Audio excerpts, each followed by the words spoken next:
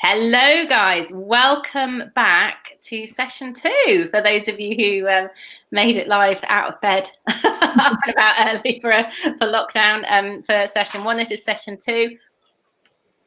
Samuel, sorry, my small person is talking to me across the thing. Hello to Rae, who's going to be doing a session for us on your values and sustainability, which is something I've increasingly kind of been thinking about over the last year, because I think what a lot of us fail to do is kind of join the dots, don't we? We have values that, you know, if someone asked us, do we care about the planet? Yes, of course we do. But then I think we've somewhere along the line failed to join the dots between kind of our actions and those values. So Rae is, let me read your bio, Rae. Rae is a freelance editor, writer and speaker specialising in all things sustainable and ethical living. And I love this bit. You spend a lot of time thinking about how we individually and collectively can live and work in ways that better support the people and the planet. And I will pop some links into the chat for people if they want to come and find you. So yeah, over to you, Rae. Guys, there's a chat box there if you want to ask questions. I will keep an eye on the chat, and what we'll probably do is save them all up for the end rather than kind of constantly interrupting Rae when she's in her flow. And ask them all at the end.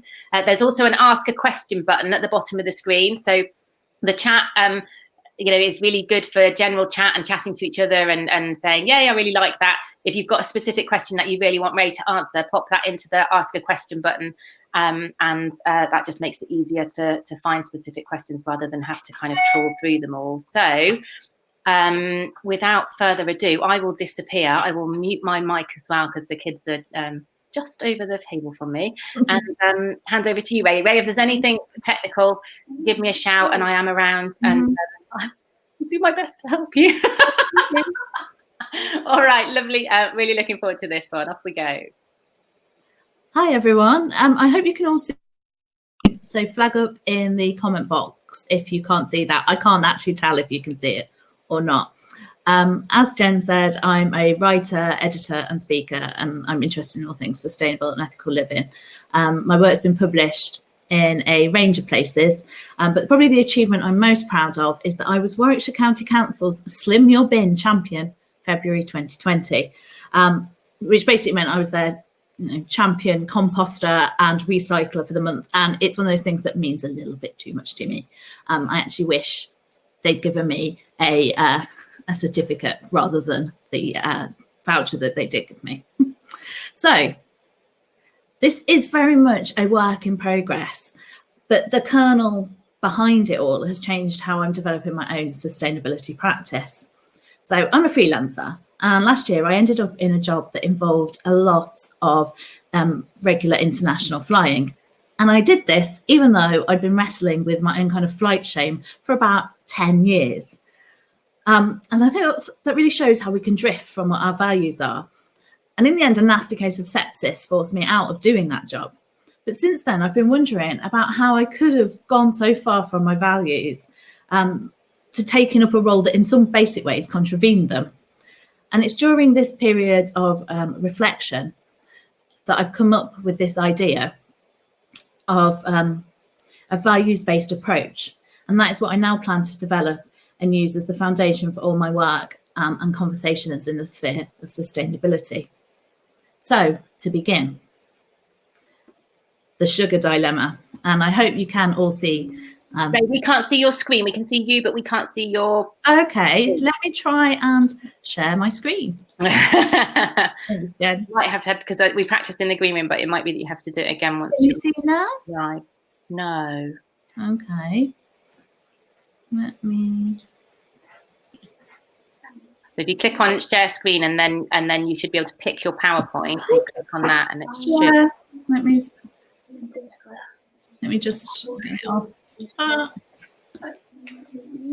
Oh, now I've managed to make it massive on my own screen and I can't see it. So I'm going application window, PowerPoint. Tech for all of us. So Rae's doing brilliantly being the guinea pig for everybody. Share. Can you see it now? Give it a little minute, but not seeing anything at the moment. Okay. Let me just go back in and try something else in it. just check I've got. So set up slideshow. Individual window.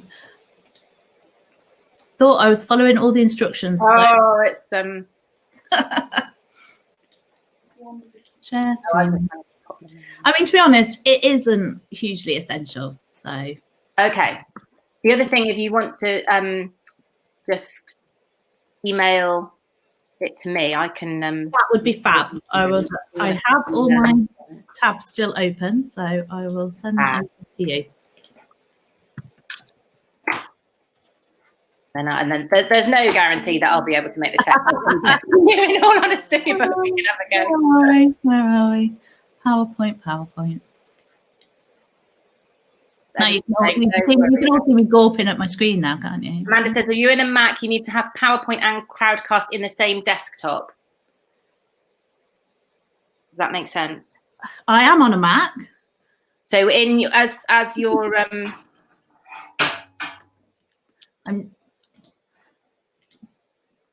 send it to me and let's see what we can. I'm just sending it over now. It is right. If you carry on talking, and I'll see what happens behind the scenes. Okay. So the sugar dilemma, and if you could see my PowerPoint, you would see there was one big bag of Tate and Lyle fair trade sugar, and one big bag of Silver Spoon British grown sugar. So imagine you're in the supermarket browsing the aisles, and I know at the moment that is quite hard to imagine because we're all just doing dash and grab when we go shopping, but you know, in more regular times where you're there and you're able to peruse what you're going to buy, and these two options leap out. You have your fair trade and you have your British grown. So which do you choose? There are merits in terms of sustainability to both of these. So you can have a decent livelihood for people who may not have many other options in terms of earning a living. You get that with your fair trade. If you pick British grown, you've got fewer air miles, well, no air miles, presuming you're in the UK, a smaller carbon footprint. And that's what you get with homegrown. So is there even, I can see my PowerPoint. I hope you guys can too now. So we are up to slide 3, if possible, Jen. Yeah, so is there a right answer? Which of these do you choose? And I would argue there isn't really a right answer. You have to make a decision picking between both of them. And sugar is not an isolated example. And in fact, in terms of sustainability, it's not even the most complicated example. Sustainability encompasses many, many issues. It's extremely complex and overwhelming, whether we're talking about globally, collectively, or even just in our own individual lives. So there's so many different sort of sustainability schemes and different options you can choose from. Do you want to go plastic free? Do you want to always choose fair trade? What about being vegan? Thinking about being cruelty free? You could go for locally produced products or artisan produced products. You could think about animal welfare standards. You could always try and buy from cooperatively produced goods. You could be low waste. You could be zero waste. You could choose organic. You could try and get things that have no air miles. You could try and think about the longevity of products. And you can think about the carbon footprint. But how do we even begin to assess that, particularly like, you know, when we're just around in our own homes? So how do we navigate this complex web? And how do we decide what to do? We could just take the scattergun approach, tackling things as and when we learn about them.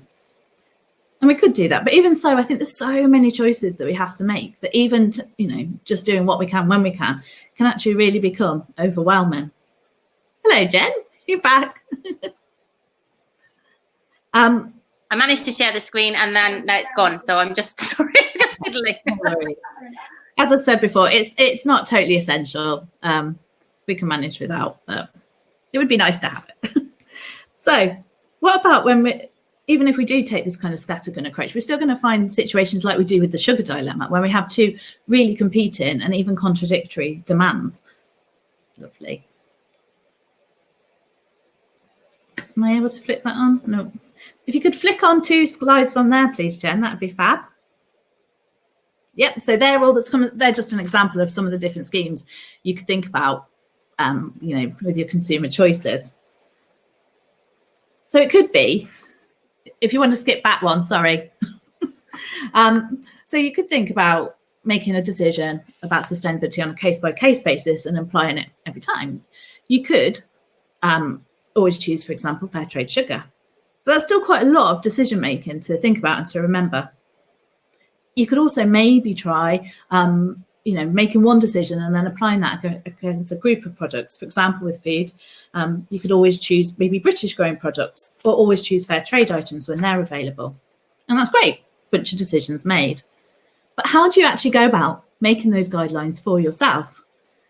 Do you do an arbitrary choice? Do you do some research?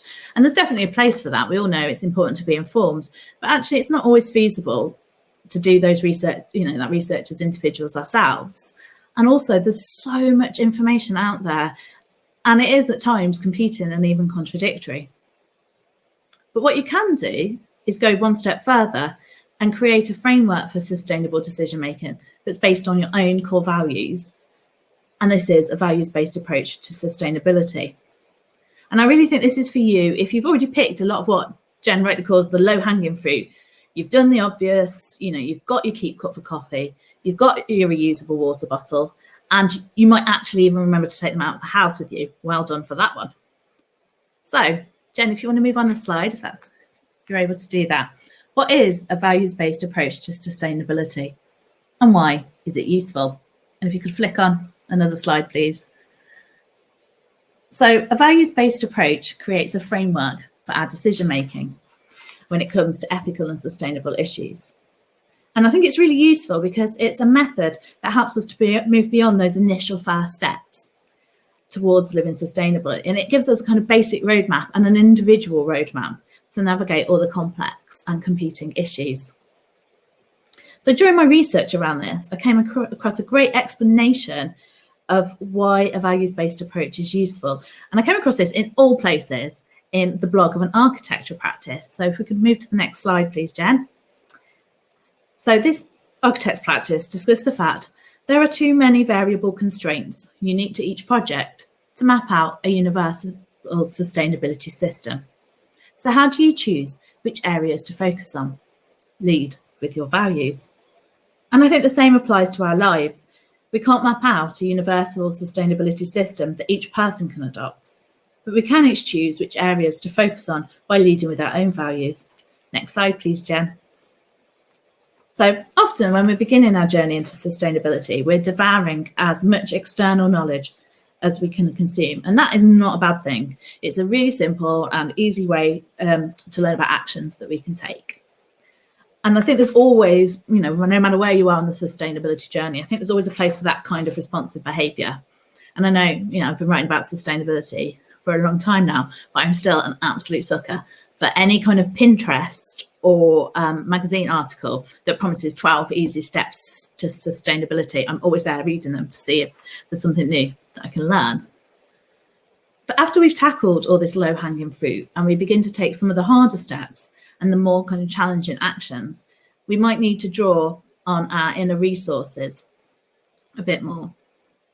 And simply knowing, and I think in these cases, simply knowing that something is the right thing to do is no longer enough to motivate behaviour change, because if it were, we'd all be doing much more by now. So when knowledge isn't enough, we need our intrinsic motivation to drive us to act. And intrinsic motivation is when the action itself is its own reward. And this comes when we have a deeper connection to an issue. So with a values-based approach, we're able to find those specific issues and actions that we are truly, truly passionate about, rather than those that we sort of know in our heads. We're like, yeah, that's important. And I think finding these actions which we can ally to that we really do value, I think that's particularly important, because with sustainability, there are so many worthy causes that are clamouring for our time, our attention, our money, all of those limited resources. And it can be hard to know where to, channel our actions. So to put it simply, and next slide, please, Jen, discerning our core values means we have greater intrinsic motivation, and that can give us more commitment to a cause. And I think I found a really illuminating example of this, completely not from the sustainability sphere, but I found it in the New York Times bestselling book, The Happiness Project by Gretchen Rubin. To be honest, I find a lot of great illuminating examples in Gretchen's work, and I call her Gretchen, like I know her, which I don't. In an effort to increase the amount of fun and play in her life, Rubin establishes a children's literature group, i.e. a book group that reads kids' books, and she calls it Kidlit. And she learns a really valuable lesson from this experience. She says, "From our first meeting, this group was a huge source of fun for me. I love the people, I love the books, I love the discussions. By contrast, around the same time, I was elected to the Council on Foreign Relations. Interesting subject, interesting group, and so very legitimate. Which group brought me more pleasure? Which helped me to form new relationships? Kidlit. I'm passionate about Winston Churchill. I'm passionate about John Kennedy. But the truth is, I am not passionate about foreign relations. So the group didn't form as solid a basis of fun for me. So once again, one of my resolutions led me back to my first commandment, be Gretchen. I had to know and pursue what was truly fun for me." And that's the end of my quote from her. So, as I say, this is nothing to do with sustainability, but I think we could really easily substitute words such as fun and happiness and have a tale about sustainability. I think it's quite easy to imagine that we might have similar feelings about legitimacy and, whether we're doing the right thing if we join, say, a crafting group focused on sustainability rather than an environmental policy group. But by establishing a values-based approach for ourselves, we can begin to feel more confident and secure in our choices, even if we do choose crafting over environmental issues. So next slide, please, Jen, my glamorous assistant. So where can we find an example of a values-based action? Well, one of the most known is Triodos Bank. And I love the fact this is only the second session of the festival. And already this is the second reference to Triodos Bank. As Jen mentioned, they're the most ethical bank operating in the UK. And it's a really easy switch to make to increase your sustainability if you choose to bank with them. So Triodos Bank use the phrase values-based banking in relation to their work. And they clearly outline what values-based banking looks like. So next slide, please. Their mission is to help create a society that protects and promotes quality of life and human dignity for all.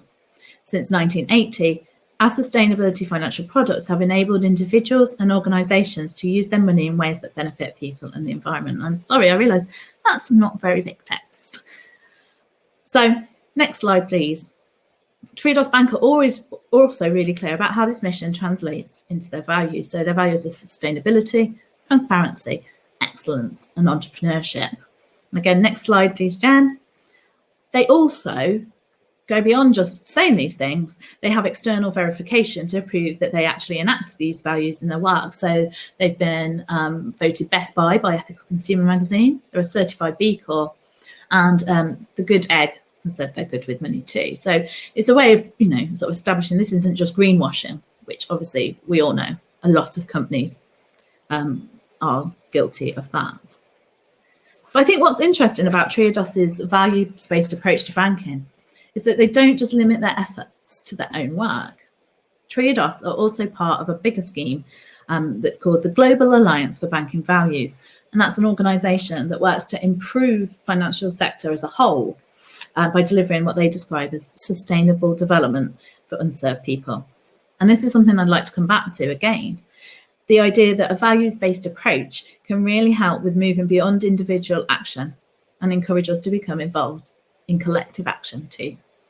So next slide, please.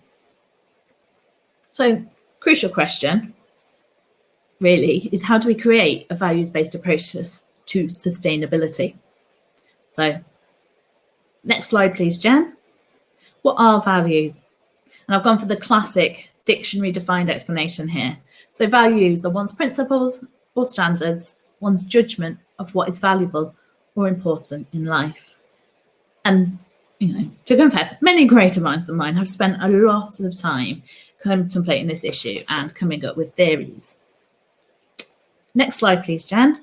One of the common theories of values is Shalom H. Schwartz's basic theory of basic human values. And he defines, as you can see here, 10 universal values organized into 4 groups, each of which has a central goal that is the motivator. And you can see them there. Interestingly, spirituality was considered an 11th value. However, it was found that this did not exist in all cultures. So next slide, please, Jan. And another approach to values comes from Brené Brown, also a brilliant writer that I'm sure many of you have come across, either through her books or her million, billion watched TED Talk. In her work on shame and authenticity, Brené Brown, who is a social work professor, she talks a lot about values. She defines 10 values that make up what she calls wholehearted living. You can see them there. Authenticity, self-compassion, resilient spirit, gratitude and joy, inclusion and trusting faith, creativity, play and rest, calm and stillness, meaningful work, and laughter, song and dance.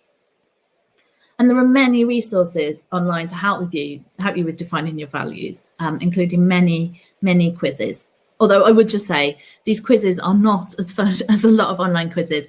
They're not the kind of which Hogwarts house would you be in kind of quiz. They're very, they're long. One of them I did was like 50 minutes and really dry questions. But if you don't fancy that, that's fine, because I actually prefer encourage people to develop their own definition of values. And I've got some hints on how you can do that coming up. So next slide, please, Jan. What does a values-based approach to sustainability actually look like? So clearly it's going to look different for everyone because people have different values and also different combinations of values. So you might, share similar values to someone else, but the kind of order of importance that you put them in might change, and that's going to make a difference. In some cases, it could be faith-based, your approach. So maybe whether it's Christianity, Islam, Judaism, Hinduism, Buddhism, Jainism, or another faith, actually those beliefs might be the thing that really drives and motivates your sustainability practice. Maybe you have strong principles and beliefs in a broader sense. Perhaps you're in a political party or you've long campaigned on another issue. And that too might inform your sustainability practice. I see someone's mentioned in the comments that they're a vegan. That can be motivated by different aspects. Maybe you're against factory farming, or maybe it is that you're against, the use of animals in that kind of way, full stop. So there are different approaches. Perhaps your values are shaped by another non-environmental issue. Maybe you've always been motivated by anti-racism. Maybe you're a strong feminist, or you're committed to children's rights. These things can all shape your values. And even if they don't appear, obviously, to be about sustainability, they can still shape what sustainable actions you take and how you go about living a more sustainable-ish life. Also, don't undervalue your own experience. You don't have to be Greta Thunberg to have had important experiences that shape your sustainability. Maybe there's been a specific moment in your life where you thought, this thing here, this is what is really important. This is what really matters. And by thinking about those kinds of events, you can learn more about the values that drive your behaviour. So next slide, please, Jen. How do you create a values-based approach? So I have some questions here to help get you started with establishing your values. They're not exhaustive. They're not mutually exclusive. There is a lot of overlap, and they aren't even in particularly any order. But I think they can just prompt you a bit to begin digging down deeper into what drives you and your behaviour. So next slide, please, Jen. So first question, what traits do you most admire in your partner? And it did make me smile that this far into lockdown, that might be the first question. It could be really helpful just in terms of harmonious relations to think about what attracted you to your partner in the first place. When have you felt most fulfilled in the past? What's been the best day of your life? Which one global issue would you most like to solve? What will be your first act upon becoming global leader? Who, alive or dead, inspires you most and why? And I think with all these questions, it's the why that we're trying to get to. What is it behind these answers that is really important? Have you ever had a light bulb moment? What's your dream job and why? and what is your why? And I'd say Simon Spinek is great on this issue of what is your why, about digging down into your deeper feelings and motivations.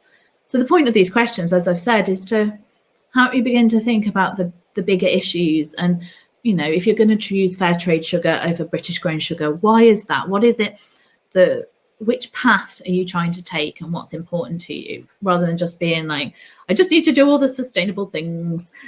Yeah, you can have a focus that you know is building towards the kind of world that you would like to see.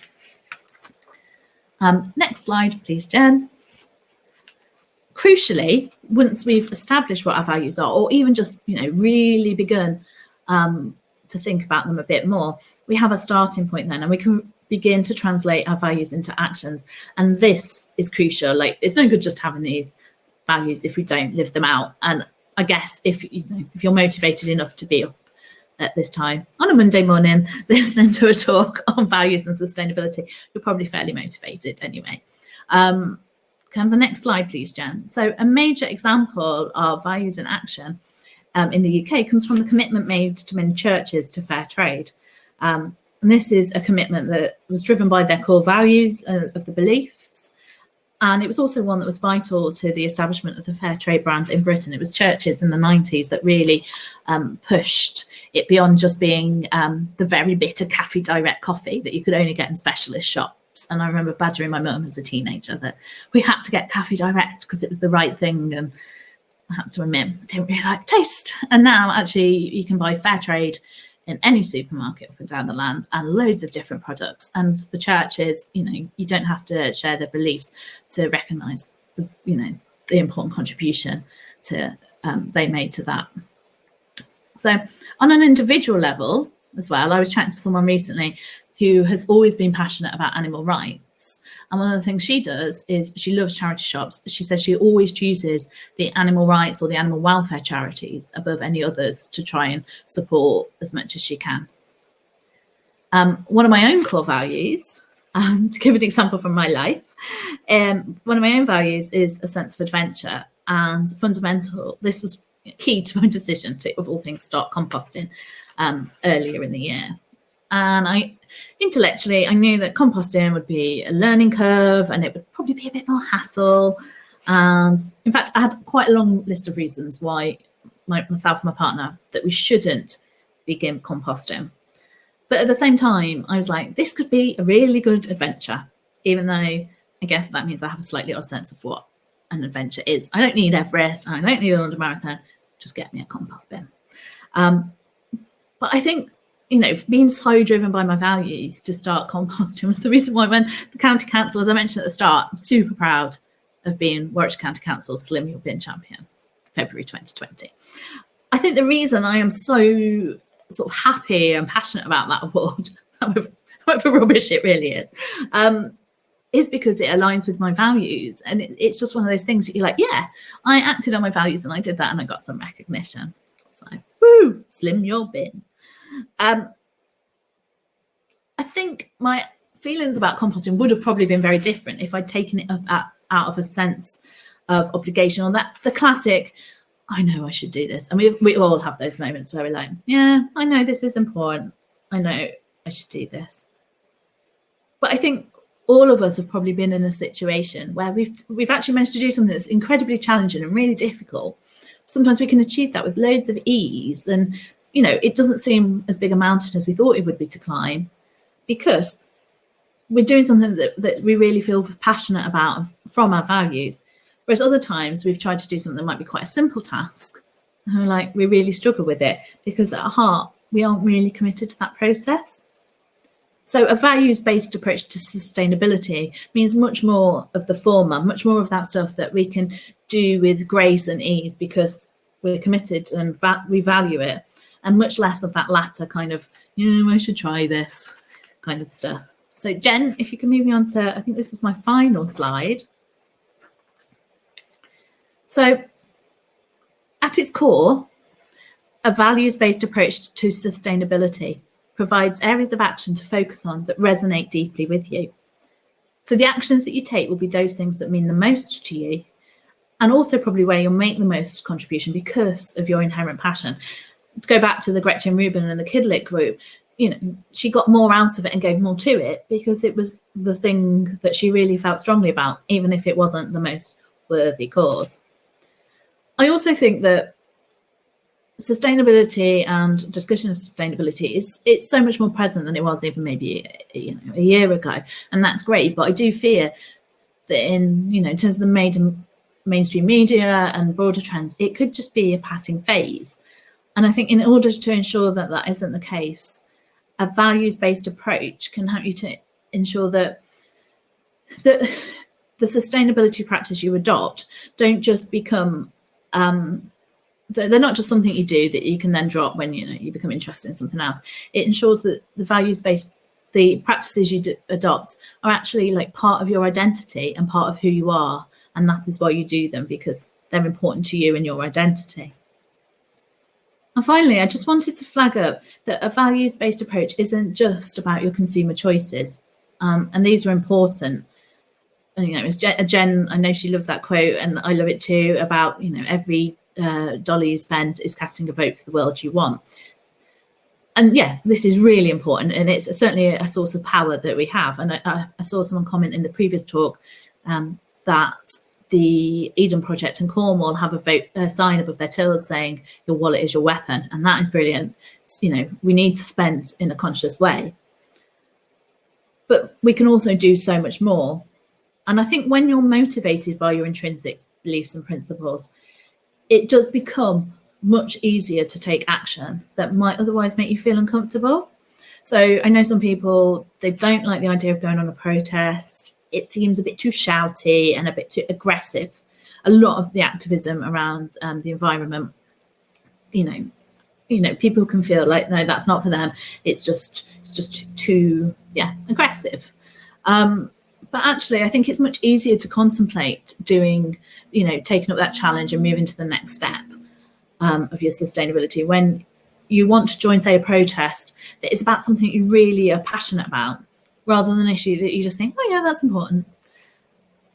So a values-based approach can drive you to the next level of action, beyond the personal and the individual, much more up to the communal and to the collective levels.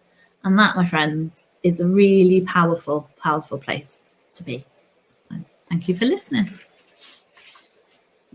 Thank you, Rae. That was awesome. Right, let me come on screen if I can. I don't know if I can get rid of that screen. There we go. That was amazing. So much food for thought. Just having a look through the questions, and one, I think, really important question, and you did touch on it at the end there, was with limited resources personally and in terms of those available if you live in an area of lower income and if there are more pressing concerns, how can, and you did touch on this by saying that living your values isn't only through the money that you spend and things like that, but if we are constrained by other circumstances, meaning that sometimes the fair trade things will be more expensive, or the organic will be more expensive, or those things just aren't available to us, how can we ensure that how can we incorporate our values into the choices we're making then? Well, that's really important to remember. And I think that is something that's often not recognised in a lot of sustainability literature, that there can be a cost implication. But I think one of the things you can do with a values-based approach, by drilling down to really what it is that is important to you and what motivates you beyond, it's easy to focus on, say, like fair trade sugar or organic milk and just think about those things as being good in themselves. But if you take a step back and say, well, what is it that I want? What do I want to achieve? You become less focused on, let's say, an individual product or a group of products, and you can think about the much bigger picture. And I think then, as I say at the end, it can take you further. So you might say, actually, what's really important to me is creating a world, say, that's fairer, that's doesn't exploit animals.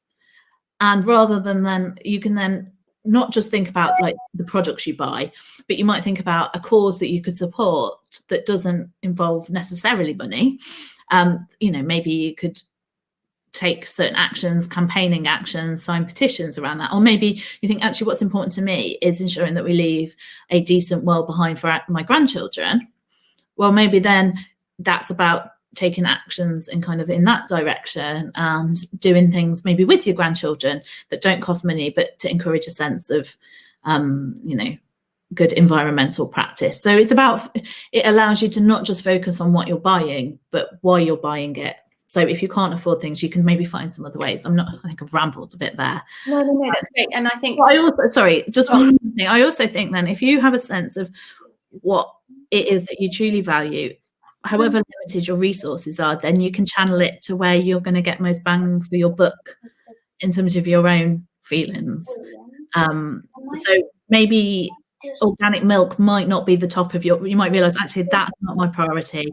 I'm just going to buy regular milk because I can't really afford organic milk, but I am going to spend my money on making a small monthly donation to a charity that really supports what I want to achieve out of life. So I think it allows you to allocate your resources in different ways that may be surprising.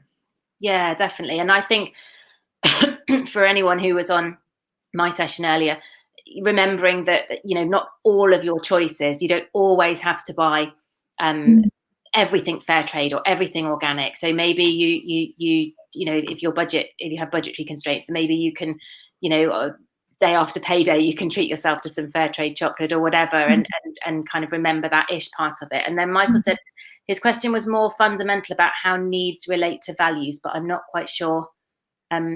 Michael, if you want to come on screen, you can. I can invite you on screen, and you can expand on that a little bit, because I'm not entirely sure. So just say yes in the chat if you're happy to come on screen.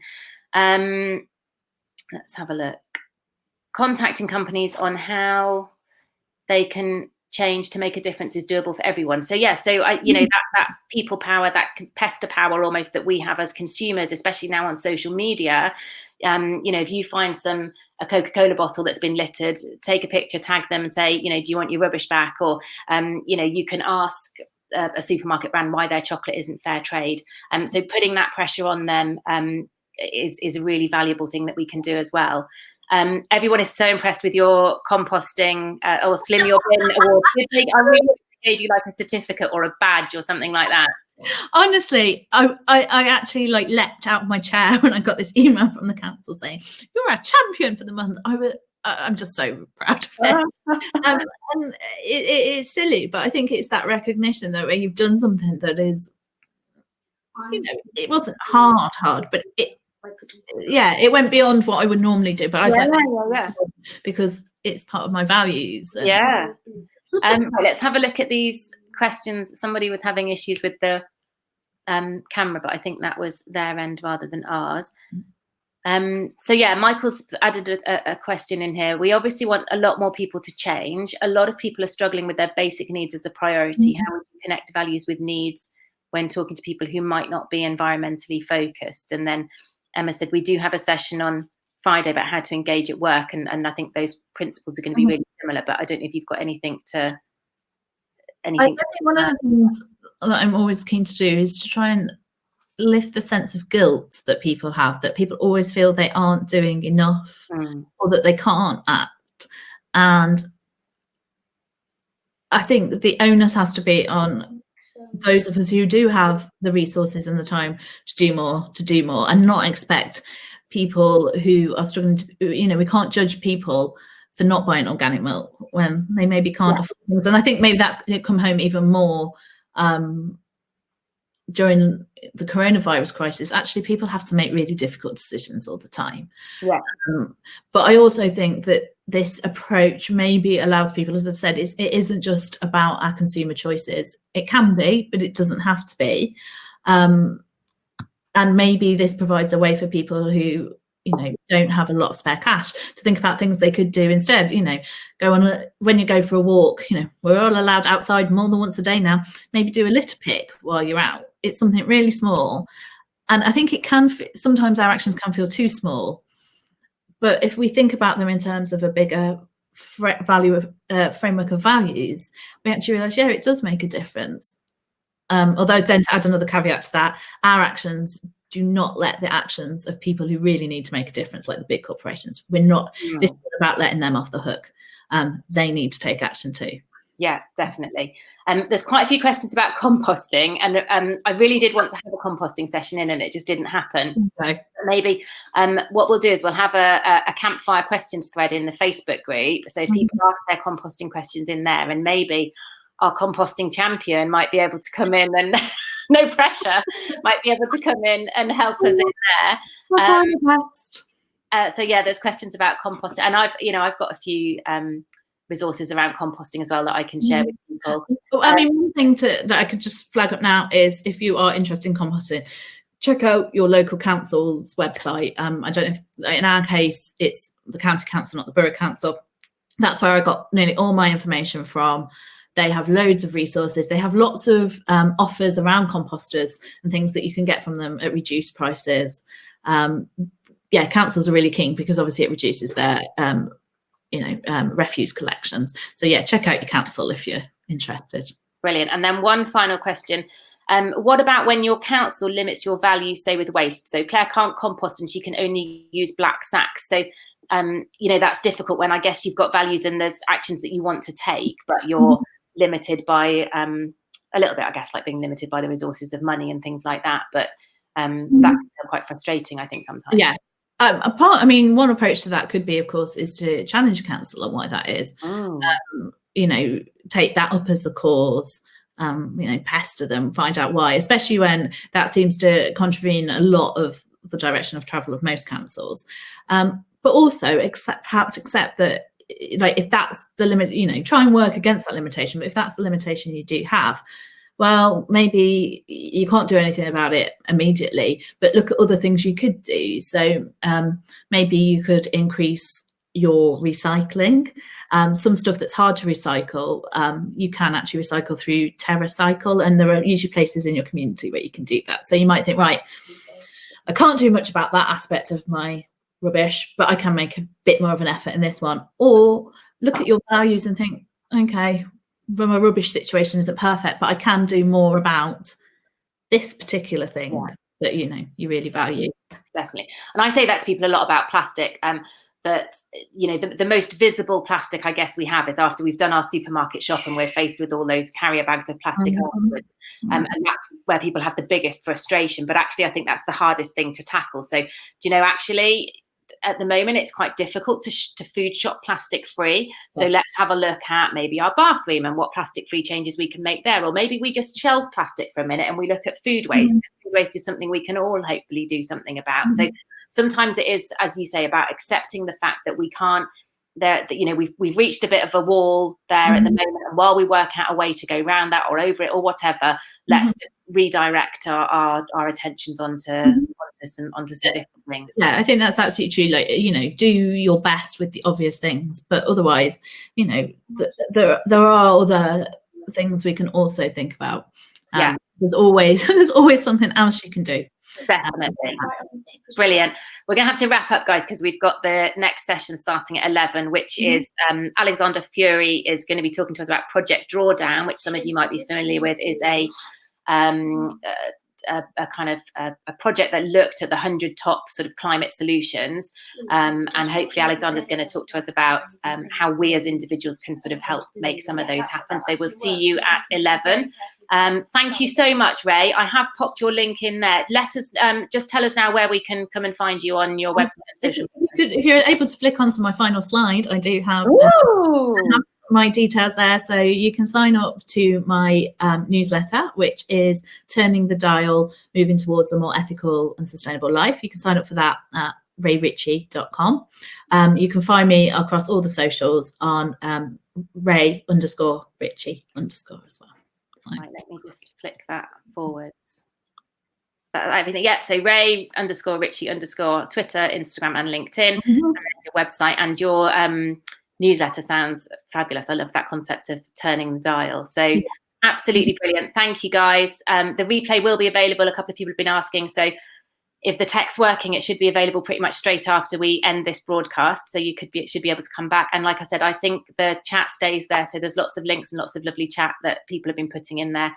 And if you've got any other questions, there's a thread in the group with this talk on it. So come and ask them, and hopefully Rae might be able to pop in. And yeah, feel free to drop me an email or anything if you've got any brilliant questions. Thank you so much, and thank you guys, and I'll see some of you very shortly at 11. Take care. Bye.